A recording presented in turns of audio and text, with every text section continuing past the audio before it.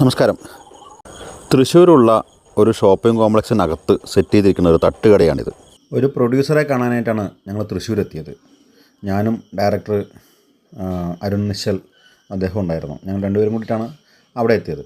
പ്രൊഡ്യൂസറുടെ ഓഫീസിൻ്റെ പരിസരത്തെത്തിയപ്പോഴാണ് അദ്ദേഹം ഓഫീസിലെത്തിയിട്ടില്ല എന്നും ഇനിയും 2-3 മണിക്കൂർ കഴിഞ്ഞിട്ടേ അദ്ദേഹം വരുള്ളൂ എന്നും മനസ്സിലാക്കിയത്. അപ്പോൾ അത്രയും സമയം നമുക്ക് എന്ത് ചെയ്യാമെന്ന് ആലോചിച്ചപ്പോഴാണ് അരുൺ സാറ് പറയണത്, നമുക്കെന്നാൽ ഒന്ന് കുറച്ച് അങ്ങോട്ട് പോയാൽ, കുറച്ച് ദൂരം പോയാൽ ഒരു മാളുണ്ട്, ലൈറ്റ് മാളെന്നാണ്.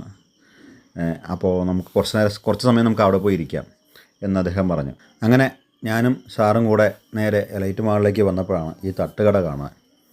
കണ്ടപ്പോൾ ഒരു കൗതുകം, നമുക്കൊന്ന് ചായ കുടിച്ചാലോ എന്നൊക്കെ. 2 ചായയും 2 ഉഴുന്നുവടയും വാങ്ങിച്ച് ഞങ്ങളവിടെ കുറേ നേരം ഇരുന്നു. വളരെ നല്ല രീതിയിൽ ഒരു തട്ടുകട അവിടെ അറേഞ്ച് ചെയ്തിരിക്കണം.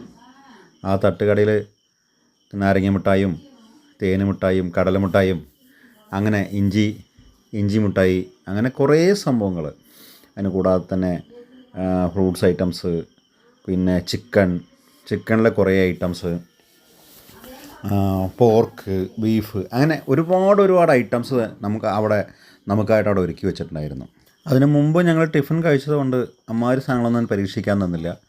ഒരു ചായയും ഉഴുന്നുവടയും വാങ്ങിച്ച് ഞങ്ങളവിടെ കയറിയിരുന്നു. അവിടെയുള്ള കൗതുകം എന്താണെന്ന് ചോദിച്ചിട്ടുണ്ടെങ്കിൽ, ശരിക്കും എന്താ പറയുക, ഒരു പഴമ ഫീൽ ചെയ്യിപ്പിച്ചു. സാധാരണ തട്ടുകടയിലുള്ളതുപോലെ തന്നെ റാന്തലും അങ്ങനെ സിനിമാ പോസ്റ്ററും ഒക്കെ ഉണ്ടായിരുന്നു. അപ്പോൾ ഞങ്ങളങ്ങനെ ഇരിക്കുന്ന സമയത്താണ് ഒരു കുഞ്ഞു പയ്യൻ ഷോപ്പിങ്ങിനായിട്ട് ഒരു കൂടെയും തള്ളിക്കൊണ്ട് വന്നിട്ട് അവനെയും കുറച്ച് നേരം ഞങ്ങൾ കണ്ട് ആസ്വദിച്ചിരുന്നു. അങ്ങനെ ആ മാളിൻ്റെ മുകളിലേക്ക് കയറി വീണ്ടും ഒരു ചായയൊക്കെ കുടിച്ച് ഞങ്ങളിങ്ങനെ ഇരിക്കുന്ന സമയത്താണ് പ്രൊഡ്യൂസറുടെ വിളി.